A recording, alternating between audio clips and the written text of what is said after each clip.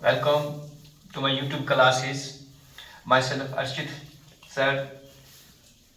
I'm your science teacher, and today we will start the topic friction of class 8th.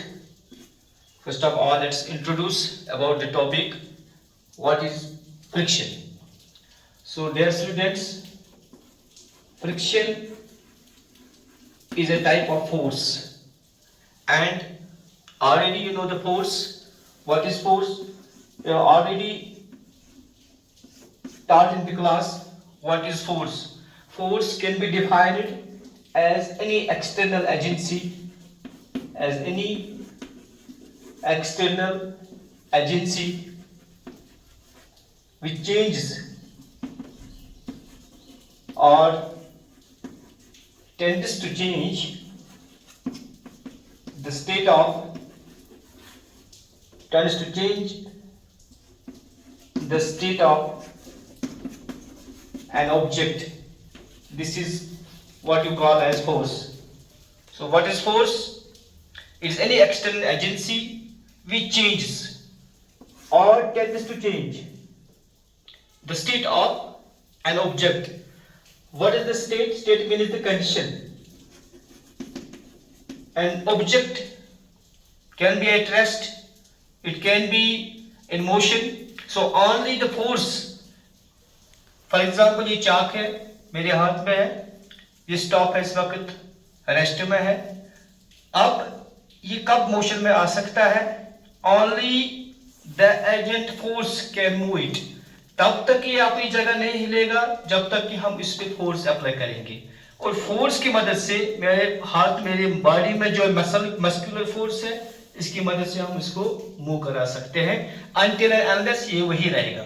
So it's only the force which changes the state. What is the state here? ये पहले rest में था, अब इसको motion में लाया है. किसकी वजह से? फोर्स की वजह से. और tends to change, यहाँ पे मेंशन हुआ है tends to change. जरूरी नहीं है. For example this is your wall, ये दीवार जो है इस पे मैं फोर्स अप्लाई कर रहा हूँ, मैं बहुत फोर्स अप्लाई कर रहा हूँ, बट स्टिल ये अपनी जगह से नहीं हिल रहा है, इसकी स्टेट चेंज नहीं हो रही है ना. ये तो रेस्ट में है, अब फोर्स अप्लाई करने के बाद भी ये रेस्ट में ही है. तो यहाँ पे फोर्स अप्लाई हो रहा है, बट ये tends to change the state of the wall.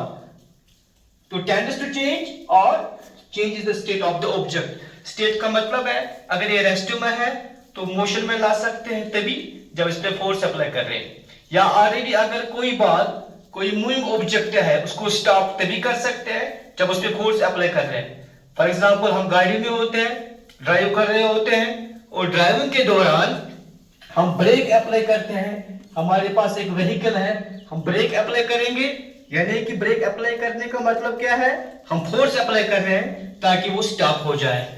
Okay, तो फोर्स क्या चीज है? ये एनी एक्सटर्नल एजेंसी है जो किसी ऑब्जेक्ट की स्टेट को, कंडीशन को चेंज कर रही है या tends to change the state of the object. Okay, this is force. Now come on to friction. What is friction? Friction जो है it's also type of force, and this is also called as frictional force. Friction is a type of force. This is also called as frictional force. This is also called as frictional force, or simply force of friction. Force of friction. Now what is friction? What type of force is friction? We can define it as like this: the force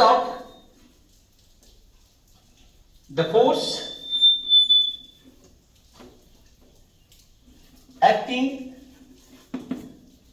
along the two surfaces, in contact.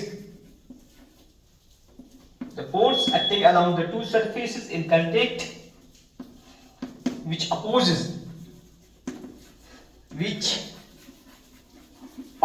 the motion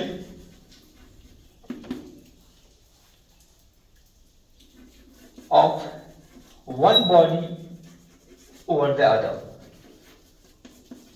over the other. तो क्या होता है बच्चों, frictional force एक ऐसा force है, से for example these are the two bodies here, body number first and this is the body number second, body first body second. अगर दो बॉडीज कांटेक्ट में है और कांटेक्ट के the force acting between the two surface, दो bodies contact में है और अगर एक बॉडी को हम मूव कराने की कोशिश करेंगे, we will move this body for example and this is at rest, there comes some opposition, कुछ दिक्कत आती है, इसको हम मूव कराने की कोशिश करेंगे इस बॉडी के ऊपर, तो कुछ दिक्कत प्रोड्यूस हो रही है, कुछ दिक्कत पैदा होती है, उसी दिक्कत को, उसी अपोजिशन फोर्स को हम फ्रिक्शनल फोर्स कहते हैं या सिंपली फ्रिक्शन कहते हैं, ठीक है, यही फ्रिक्शन है। फॉर एग्जांपल अगर हम इसको यहां से फोर्स अप्लाई किया है तो यहां से एक अपोजिशन प्रोड्यूस होती है जो कि इस अप्लाइड फोर्स के अपोजिट होती है। This force is called as frictional force, we will mention, we will denote it as small F, okay. तो ये फ्रिक्शन है, फिर से समझा रहा हूं, अगर दो बॉडीज कांटेक्ट में है, ओके, फिर एक बॉडी को हम मूव कराएंगे दूसरी बॉडी के ऊपर, तो there comes into place some opposition force and this opposition force is what you call as frictional force. This is the frictional force and this frictional force is always opposed in direction to the applied force, okay. This is the frictional force, it's also called, this is the frictional force. Number second part you must know about the frictional force. This frictional force is applied on both the surfaces, remember this frictional force, friction is applied on both the surfaces in contact, on both the surfaces in contact, in contact, simple सा point है। देखो students, ये दो surfaces है, ये frictional force इस पे भी अप्लाई हो रहा है, इस पे भी अप्लाई हो रहा है, ओके। ऐसा नहीं समझना कि सिर्फ इस पे हो रहा है या इस पे हो रहा है, it acts on both the surfaces in contact. जो कांटेक्ट में दो सरफेसेस है, दोनों पे अप्लाई फोर्स हो रहा है, frictional force, okay. So what is friction? This is the force acting along the two surfaces in contact and there which opposes the motion of one body over the other. This force, this opposition type of force is called as frictional force and it is applied on both the surfaces in contact, okay. Now move on to the cause of the friction. Why there is friction? What is the cause? What is the reason behind the friction? So we will study now the reason or what is the cause behind friction, behind friction, okay. Everything has some specific cause. Now we will study what is the cause, what is the reason behind the friction. Why there is friction? Why there is friction? Remember the basic reason behind the friction is the force of adhesion, is the force of adhesion, is the force of adhesion. It is the basic cause behind the friction. Now what is force of adhesion? What is force of adhesion? Adhesion is the force of attraction. This adhesion, it is the force of attraction. Adhesion is the force of attraction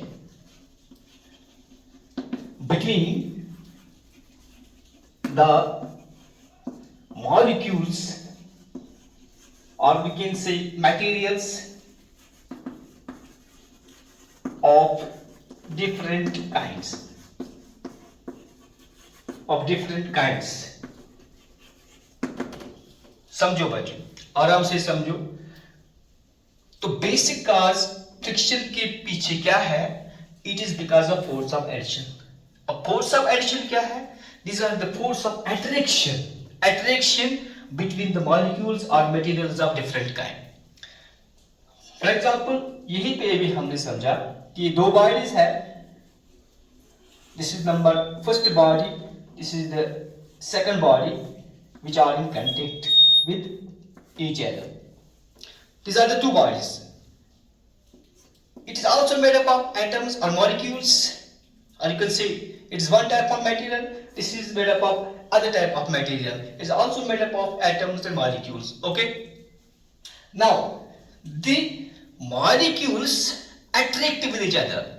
The atoms of different materials, they attract with each other. You already know this thing. And this attractive force between the molecules, between the atoms of different materials, this is what you call as force of addition. Okay. Now when two bodies they come in contact, it is not necessary, ये जरूरी नहीं है कि सारा surface touch में आएगा. For example याद रखो, note this thing.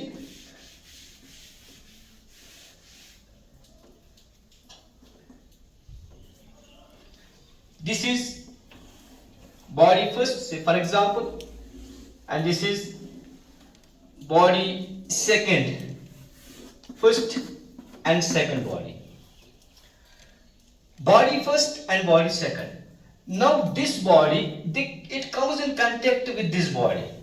This body comes in contact with this body.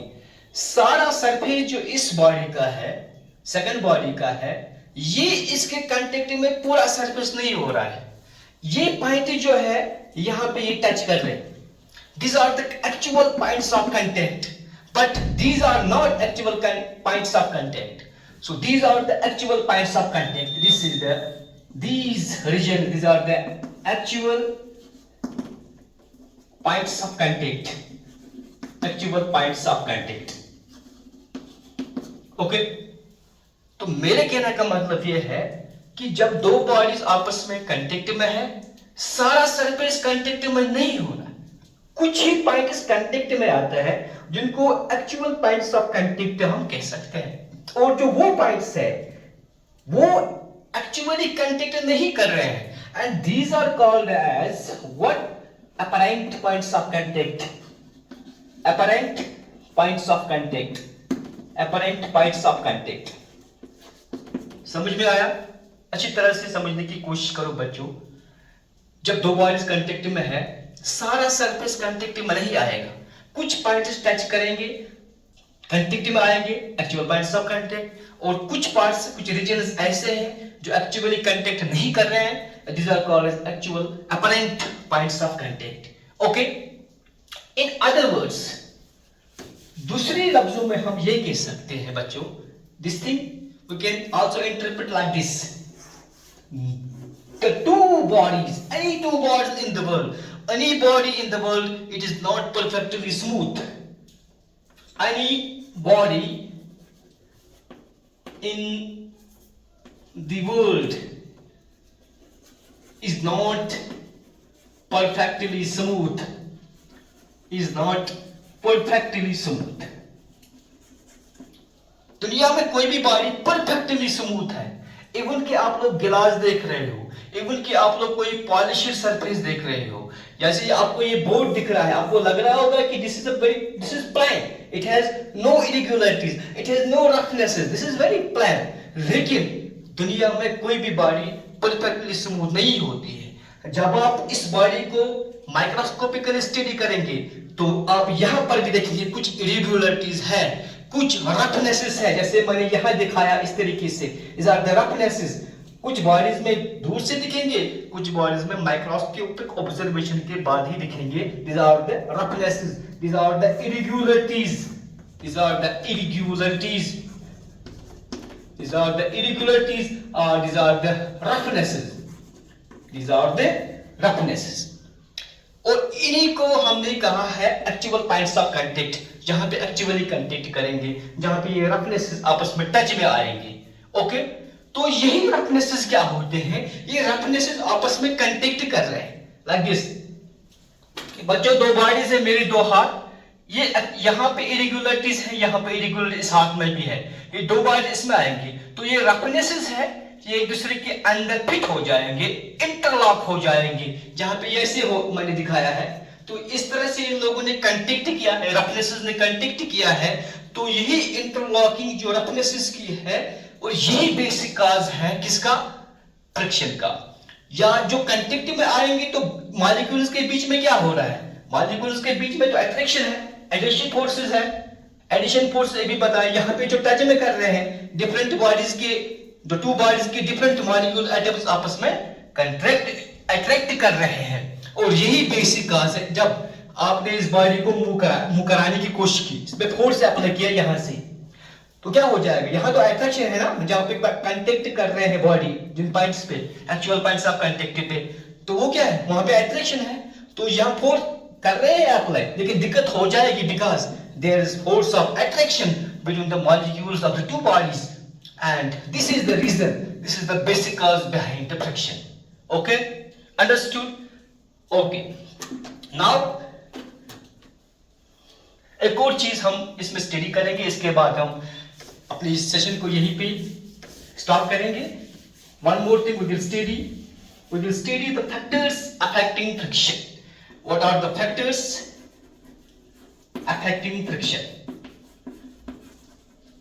What are the factors affecting friction? अब कौन कौन से फैक्टर्स फ्रिक्शन को अफेक्ट कर रहे हैं, फ्रिक्शन किन फैक्टर्स पे डिपेंड है? तो number one factor on which the friction depends, it is the nature of the material. It is the nature of the material of the two bonds in contact. Nature of the material. Number one, इस पे depend कर रहा है friction. Number second, the normal forces. Normal forces. We will study these one by one. Number third, actual points of contact. Actual points of contact. So these are the three important factors on which the frictional force depends. Now we will study these one by one. Yes, देखो बच्चों, nature of the material. अभी हमने देखा कि frictional force पे भी comes into play only when the two bodies are in contact. जब दो बॉडीज आपस में कांटेक्ट में आएगी तभी फ्रिक्शनल फोर्स अराइज हो जाएगा। अगर दो बॉडीज दूर है, आपस में कोई कांटेक्ट नहीं है, सो कोई फोर्स अप्लाई नहीं हो रहा, तो आप तो कह सकते हो फ्रिक्शनल फोर्स क्या है, it's a contact force, it applies only, it comes into play only when the two bodies are in contact. Okay, अब this body is also made up of some material, it's also made up of some material. ये भी कुछ material का बना होगा, atomic molecules का बना, ये भी एटॉमिक मॉलिक्यूल्स का बना है, दोनों bodies, number one and number second. अब नेचर ऑफ मटेरियल का मतलब है ये इनके बीच में कांटेक्टिव पॉइंट्स पे कितनी अट्रैक्शन है बिटवीन द मॉलिक्यूल्स। ओके, दो बॉडीज के जो पॉइंट्स ऑफ कांटेक्ट है वहां पे कितनी अट्रैक्शन हो रही है, मटेरियल किस टाइप का है, या हम बोल सकते हैं दोनों बॉडीज की रफनेस कितनी है। अगर रफनेस ज्यादा है, बॉडीज के डीप ग्रूव्स है, ज्यादा रफनेस है, तो फ्रिक्शन भी ज्यादा होगा। अगर स्मूथ बॉडीज है, जैसे ऐसी बॉडीज दो है, हमको लग रहे हैं स्मूथ है, लेकिन स्मूथ तो है नहीं सच में, परफेक्टली स्मूथ भी बताया था, लेकिन दिख रहे हैं स्मूथ है, यहां पर भी फ्रिक्शन है, बट यहां पे जो फ्रिक्शन है वो कम होगा, लेकिन यहां पे जो फ्रिक्शन है it will be more. Okay, so number first factor on which the friction depends, it is the nature of the material, of which material the two bodies are made up of. तो दो bodies contact में है, अगर roughness ज्यादा है तो friction भी ज्यादा होगा। अगर स्मूथ बॉडी है तो स्मूथ बॉडी की फ्रिक्शन क्या होगी, कम होगी। यहाँ पे दिक्कत कम आएगी, अगर हम मूव कराएंगे बॉडी को, यहाँ पे ज्यादा दिक्कत आएगी। So this is the nature of material, first factor. Number second factor, normal forces. अब ये नॉर्मल फोर्सेस क्या रहे, ये क्या है, कैसे डिपेंड कर रहा है इस पे। देखो ये दो बॉडीज है, this is the body one for example, and say this is the body second, ठीक है, फर्स्ट एंड सेकंड। अब देखो नॉर्मल फोर्सेस जो है, नॉर्मल फोर्सेस जो इनके बीच में जो नॉर्मल फोर्सेस है, ये कांटेक्ट में दो बॉडीज हैं, इनके एटम्स के बीच में, मॉलिक्यूल्स के बीच में अट्रैक्शन है, वो नॉर्मल फोर्सेस है। This is the normal force, और इस पे भी डिपेंड कर रहा है हमारा फ्रिक्शन। जितनी ये ज्यादा होगा, अगर नॉर्मल फोर्स ज्यादा है तो फ्रिक्शन भी क्या होगा, friction will also be more. अगर नॉर्मल फोर्स कम है तो फ्रिक्शन भी कम होगी। So it is directly depends on the friction directly depends on the normal forces. Okay, number third factor, the actual points of contact.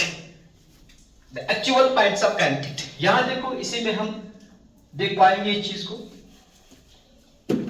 ये body first, this is the body second, this is the body second. अब यहां पे आप देख रहे हो ये actual contacts, यहां पे देखिए, these are the actual points of contact but these are the apparent points of contact। मैंने क्या लिखा, ये एक्चुअल पॉइंट्स ऑफ कांटेक्ट पे डिपेंड करता है। एक्चुअल पॉइंट्स ऑफ कांटेक्ट पे डिपेंड करती है, इन पे डिपेंड नहीं करेगा। जहां पे कोई कांटेक्ट नहीं है वो इन पे डिपेंड नहीं करेगा फ्रिक्शन। अब किस किस जगह पे कर रहा है, कितनों रीजन्स पे कर रहा है। जितना ज्यादा पॉइंट्स ऑफ कांटेक्ट्स होंगे, एक्चुअल पॉइंट्स ऑफ कांटेक्ट होंगे, तो फ्रिक्शन भी ज्यादा होगा। More will be the points of contact, more will be the friction. अब ये ज्यादा होगा, एक्चुअल पॉइंट्स ऑफ कांटेक्ट ज्यादा है तो फ्रिक्शन भी ज्यादा हो जाएगी। ठीक है, फिर से मैं थोड़ा रिवाइज कर रहा हूं। फैक्टर्स अफेक्टिंग फ्रिक्शन, ये तीन फैक्टर्स है बच्चों, इनके ऊपर फ्रिक्शन डिपेंड कर रही है। पहला, नेचर ऑफ द मटेरियल, दोनों बॉडी जो कांटेक्ट में है किस मटेरियल के बने हैं, कितना आपस में फोर्स ऑफ अट्रैक्शन है, एडहेसिव फोर्सेस है, उस पर डिपेंड करेगा। ज्यादा होगा तो ज्यादा फ्रिक्शन होगा, कम होगा तो कम फ्रिक्शन होगा। नॉर्मल फोर्सेस, जो नॉर्मल फोर्सेस अप्लाई हो रहे हैं दो बॉडीज के बीच में, उस पर भी डिपेंड कर रहा है। नॉर्मल फोर्स ज्यादा है तो फ्रिक्शनल फोर्स भी ज्यादा है। Number third, actual points of contact, जो एक्चुअली जहां पे दो बॉडीज कांटेक्ट में आ रहे हैं उन पे भी डिपेंड करेगा। जितने एक्चुअल पॉइंट्स ऑफ कांटेक्ट है उतना ज्यादा फ्रिक्शन भी होगा। Okay, hope you have studied it well, आपने अच्छे से इसको समझा होगा। सो नेक्स्ट जो इसमें रिमेनिंग पोर्शन है, we will study it in the next video. Until then, thanks.